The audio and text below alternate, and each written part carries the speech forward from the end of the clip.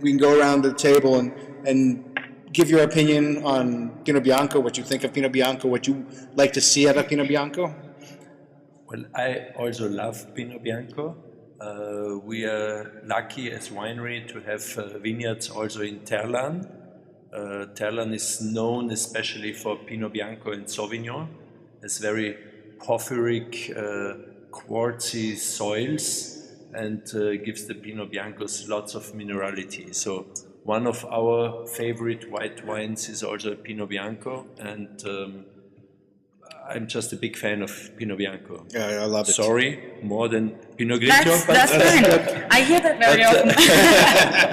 But we also produce Pinot Bianco, so I personally I like Pinot Grigio, but I think the Pinot Bianco in Alto Adige has a wonderful, great potential for great wines, how it shows in a lot of wineries.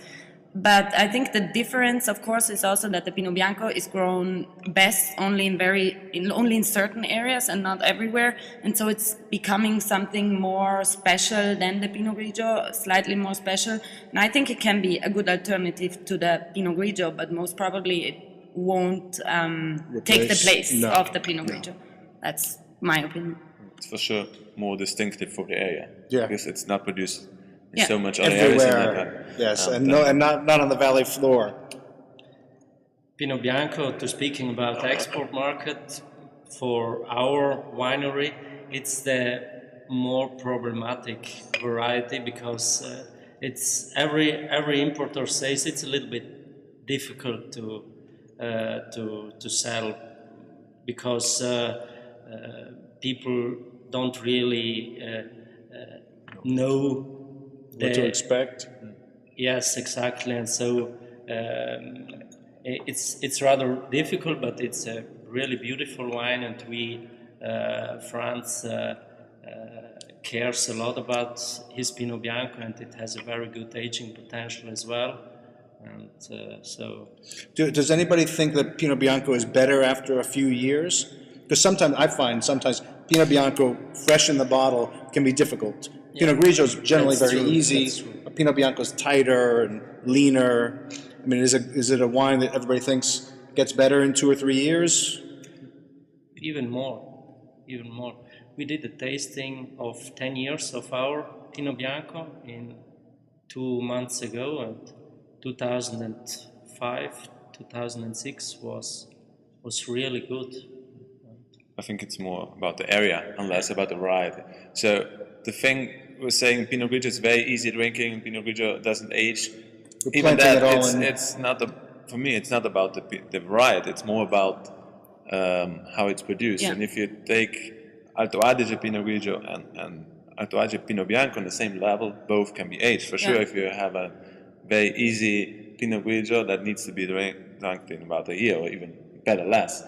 But for Alto Adige wines, generally a few years of aging potential you have with all the wines at the very top end. They should be aged, like Ines said, a few years before they get drank. Count, you were going to say something?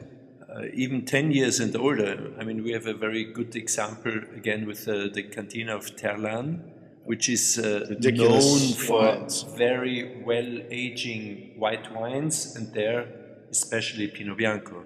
So you can get astonishing wines with an age of even 20 years. And just Terlan does some crazy things, and every year they put, I don't know if it's 1,000 liters in stainless steel, and they bottle it after 10 years. Sometimes Pinot Bianco in 1979 was Sauvignon Blanc, which I don't know if it's been bottled yet or not, but they have so much confidence. And this is something that for most of the people in the U.S. is new.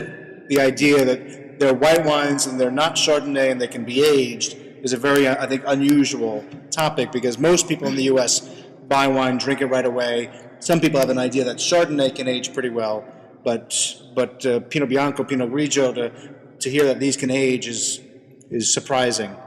And the beautiful thing is that those wines, they don't age as much, so they don't get old, but they mature really well. So even after 10, 15 years, you get a wine which is full of life, and that's the interesting That's the thing. beauty. Yeah. So there's a couple of questions, but one question that I think is very pertinent right now is how chilled do you serve Pinot Bianco and Pinot Grigio? For me personally, it depends a little bit on the age of the wine. The young wines, for me personally, I always serve them cool.